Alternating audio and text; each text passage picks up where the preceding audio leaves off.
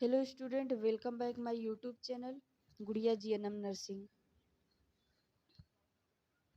हम लोग पढ़ रहे थे, पाठ का नाम है साना साना हाथ जोड़ी। साना साना हाथ जोड़ी, आगे की कहानी पढ़ लिए हैं, आगे की कहानी देखिए, ठीक है।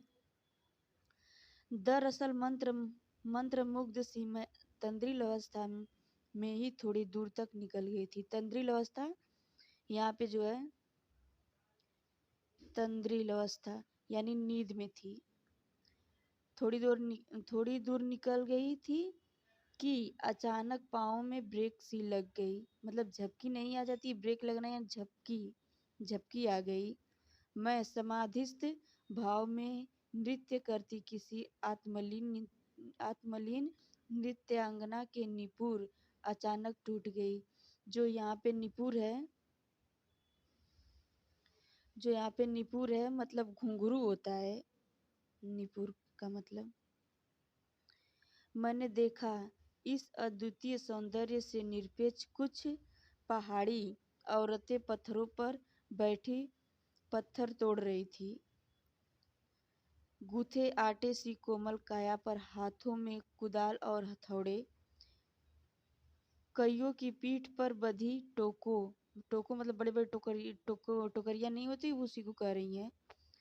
टोकों में उनके बच्चे भी बंधे हुए थे, उनके टोकरियों में उनके बच्चे भी बंधे हुए थे। कुछ कुदाल को भरपूर ताकत के साथ जमीन पर मार रही थी। मतलब कुदाल से जमीन पर मार रही थी यानी पत्थर को तोड़ रही थी वो लोग। आगे देखिए।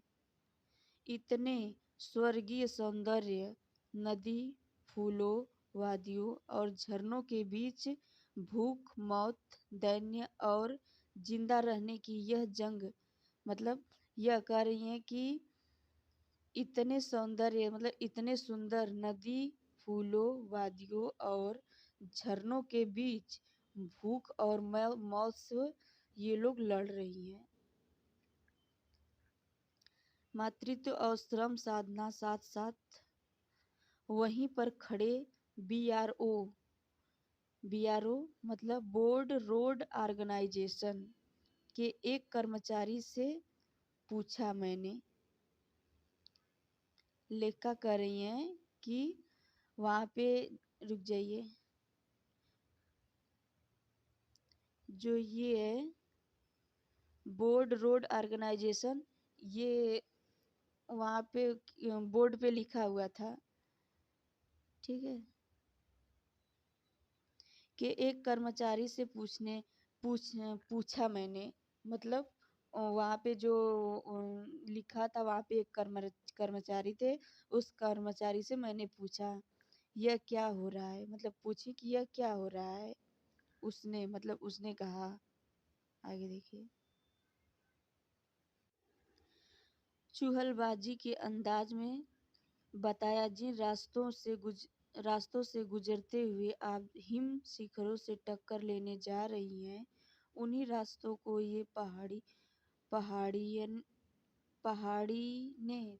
ने चौड़ा बना रही है। मतलब वो कह रही हैं यहाँ पे चुहलबाजी मतलब वो मजाक मस्ती में बोला कि आप जिन रास्ते से गुजर रही हैं, जिन शिखरों से जा रही हैं, वही रास्तों को ये लोग चौड़ा बना रही हैं। बड़ा खतरनाक कार्य होगा यह, मेरे मुंह से अकस्मात निकला। अकस्मात जो है यहाँ पे, रुक जाइए, जो अकस्मात है यहाँ पे मतलब अचानक निकला कि यह कार्य बहुत कठिन है। वह संजीदा हो गया, कहने लगा, पिछले महीनों तो एक की जान भी चली गई थी। बड़ा दुस्साध्य कार्य है। मतलब दुस्साध्य कार्य का मतलब है कि मतलब बहुत कठिन कार्य है यह। पिछले महीने एक लोग की जान भी चली गई थी यह कार्य में। बड़ा दुस्साध्य कार्य है पहाड़ों पर रास्ता बनाना। मतलब बहुत कठिन कार्य है पहाड़ों पर रास्ता बनाना। पहले डायनामाइट से चट्टानों को उड़ा दिया जाता है, फिर बड़े बड़े पत्थरों को तोड़कर मड़ोड़कर एक आकार के एक आकार के छोटे छोटे पत्थरों में बदल दिया जाता है। फिर बड़े से बड़े जाले में उन्हें लंबी पट्टी की तरह बिठाकर कटे रास्तों पर बड़े बाड़े की तरह लगाया जाता है। जरा सी चूक हो और सीधा पाताल प्रवेश। यानी मतलब कह रहे हैं, यहाँ पे कह रहे हैं कि अगर जरा सी भी अगर चूक हो गई तो आदमी सीधे मर जाता है, मतलब उनकी जान चली जाती है। इतना कठिन कार्य है। और तभी मुझे ध्यान आया, इन्हीं रास्तों पर एक जगह सिक्किम सरकार का बोर्ड लगा था, जिस पर बड़े बड़े अक्षरों में लिखा था,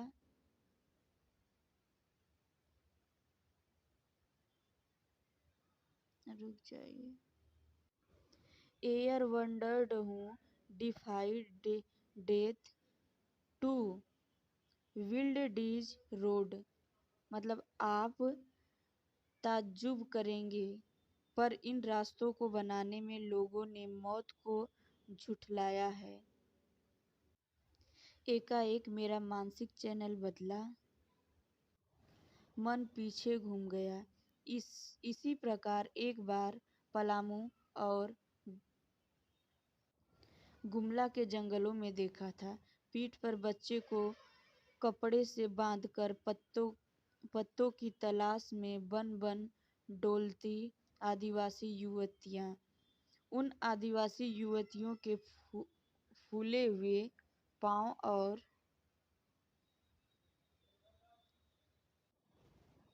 यहाँ पर देखिए, ये सब बड़े बड़े चट्टान हैं। देखिए ये सब छोटे छोटे टुकड़े हैं उसके, इसी को कह रहे हैं। इन पत्थर तोड़ती पहाड़ियों के हाथों में पड़े ठाठे एक ही कहानी कह रहे थे कि आम जिंदगियों की कहानी हर जगह एक सी है, कि सारी मलाई एक तरफ, सारे आंसू, अभाव, यातना और वंचना एक तरफ। और तभी मेरी सहयात्री मणि और जितेन मुझे खोजते खोजते वहां तक आ गए थे। मुझे गमगीन देख जितेन कहने लगा, मैडम, ये मेरे देश की आम जनता है। इन्हें तो आप कभी भी नहीं देखी होंगी, मतलब इन्हें आप कभी भी नहीं देखी होंगी। आप आप इन्हें नहीं, पहाड़ों की सुंदरता देखिए, जिसके लिए आप इतने पैसे खर्च करके आई हैं। ये देश की आम जनता ही नहीं, जीवन का प्रति संतुलन भी है। ये वेस्ट ईस्ट रिपेइंग है। कितना कम लेकर ये समाज को कितना अधिक वापस लौटा देती है। मन ही मन सोचा मैंने। हम वापस जीप की ओर मुड़ने लगे कि तभी मैंने देखा, वे श्रम सुंदरियों किसी बात पर इस कदर खिलखिलाकर हंस पड़ी थी कि जीवन लहरा उठा था और वह सारा खंडहर ताजमहल बन गया था।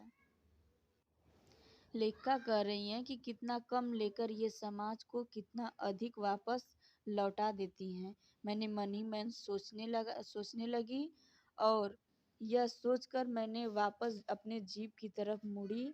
तभी मैंने देखा, किसी मतलब आपस में कोई भी बात वो लोग की होंगी और इतना खिलखिला कर हंसी, वहाँ की जो औरतें थी, इतना खिलखिला कर हंसी कि लग रहा था कि वो लोग ताजमहल पा गई हैं। ऐसा लग रहा था, ऐसा वो लोग खुश थी, उन लोग का जीवन ही लहरा उठा, ऐसा लग रहा था, इतना वो लोग खुश थी। हम लगातार ऊंचाइयों पर चढ़ते जा रहे थे। जितेन बता रहा था, अब हम हर मोड़ पर हेयर पिन वेंट लेंगे और तेजी से ऊंचाइयों पर चढ़े जाएंगे। हेयर पिन वेंट के ठीक पहले एक पहाड़ पर देखा 7-8 वर्ष की उम्र के ढेर सारे पहाड़ी बच्चे स्कूल से लौट रहे थे और हमारे लिफ्ट मांग रहे थे, मतलब हमसे लिफ्ट मांग रहे थे। जितेन ने बताया हर दिन हर दिन 3-3.5 किलोमीटर की पहाड़ी चढ़ाई चढ़कर ये बच्चे स्कूल जाते हैं। ठीक है, यहाँ पे लेखिका कह रही हैं कि जब हम लोग पहाड़ी पर चढ़ रहे थे तब मैंने देखा कि 7-8 बच्चे बच्चे स्कूल जा रहे थे और वो लोग हम लोग से लिफ्ट मांग रहे थे। तो यह यह जितेन देखा इस यह बच्चों को, मतलब जितेन ने देखा और हमसे कहने लगा कि ये 3-3.5 किलोमीटर पहाड़ी को चढ़कर ये बच्चे डेली स्कूल जाते हैं। आप चलिए, क्या स्कूल बस नहीं है? मतलब लेखिका कह रही हैं कि क्या स्कूल बस नहीं है जो बच्चे पैदल जा रहे हैं? मणि के पूछने पर जितेन हंस पड़ा। मतलब जब लेखिका पूछी जितेन से कि स्कूल बस नहीं है, तब जितेन ने हंस पड़ा और कहने लगा, मैडम, यह मैदानी नहीं पहाड़ी इलाका है। मैदान की तरह यहाँ कोई भी आपको चिकना बर्फीला नहीं मिलेगा। यहाँ जीवन कठोर है। मतलब जितेन कहने लगा कि मैडम, यहाँ पे यह पहाड़ी इलाका है, आपको यहाँ सिंपल साधारण रास्ता नहीं मिलेगा। ठीक है, यहाँ का जो जीवन है बहुत कठोर है। नीचे तराई में ले देकर एक ही स्कूल है। मतलब यहाँ जितने भी एरिया हैं, जितना भी एरिया है, सारे एरिया का एक ही स्कूल है। दूर दूर से बच्चे उसी स्कूल में जाते हैं। मतलब दूर दूर के बच्चे उसी स्कूल में पढ़ने जाते हैं। और सिर्फ पढ़ने ही नहीं, इनमें से अधिकांश बच्चे शाम के समय अपनी माँओं के साथ मवेशियों को चराने भी जाते हैं, पानी भरते हैं, जंगल से लकड़ियाँ के भारी भारी गट्ठर ढोते हैं। मतलब जंगल से लकड़ियाँ के सारे भारी भारी बड़े बड़े गट्ठर भी ढोते हैं। खुद मैंने भी ढोया है। मतलब वो जितेन कह रहा है कि मैंने खुद ढोया है। खतरा अब धीरे धीरे बढ़ने लगा था। रास्ते और भी सकरे होते जा रहे थे। कई बार लगता जैसे रास्तों को इंच टेप से नापकर एक ही जीप जितना ही चौड़ा बनाया गया है। कि यहाँ पे लेखिका कह रही हैं कि जो वहाँ का रास्ता है वह धीरे धीरे सकरा, मतलब और पतील होता जा रहा था। जितना हम लोग आगे बढ़ रहे थे उतना ही पतला पतला रास्ता मिल रहा था और लग रहा था कि रास्ता को बस एक ही जीप भर इंची टेप से नाप कर बनाया गया है। ठीक है, जरा भी संतुलन बिगड़े इंच भर भी जीप इधर उधर खिसके तो हम सीधे घाटियों, मतलब लेखा कर रही हैं कि अगर संतुलन बिगड़ गया, इंच भर भी अगर संतुलन बिगड़ गया तो जीप तुरंत घाटियों में, मतलब गिर जाएंगी, ऐसा प्रतीत हो रहा था। इन रास्तों पर जगह जगह लिखी चेतावनियां भी हमें खतरों के प्रति सजग कर रही थी। मतलब इन रास्तों पर जगह जगह पर चेतावनियां भी लिखी हुई थी। हमारे सामने ही बोर्ड पर लिखा था कि धीरे चलें, घर में बच्चे आपका इंतजार कर रहे हैं। मतलब वहाँ पर चेतावनियाँ जो है वो लिखी थी कि धीरे चलें या धीरे धीरे गाड़ी चलाएं, घर पे बच्चे आपका इंतजार कर रहे हैं। थोड़ा और आगे बढ़ें कि फिर से एक चेतावनी, मतलब लेखा करें कि थोड़ा और हम लोग आगे बढ़ें, फिर से एक चेतावनी मिली। लिखी हुई थी, क्या लिखी हुई थी? We care man enter around, we care man enter around. पर हम नरभक्षी जानवर नहीं।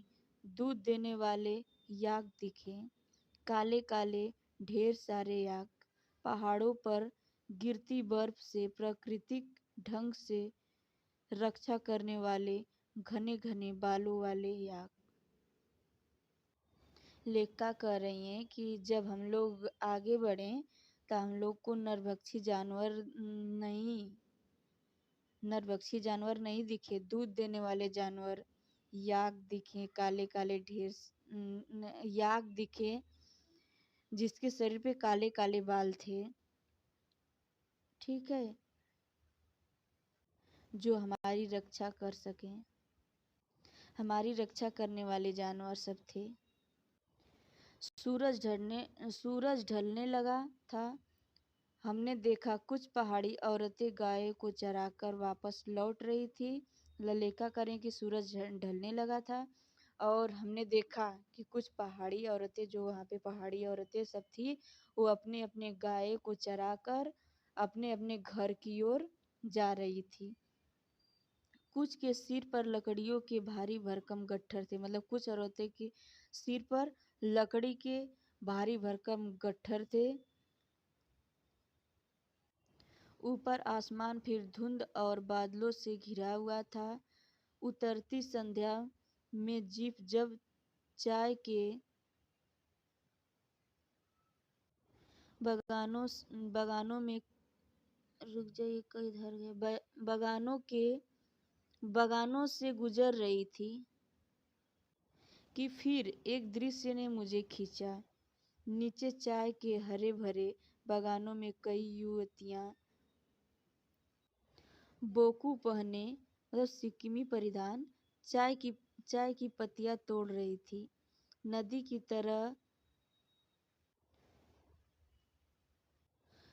की तरह उफान लेता रुक जाइए, किधर गया,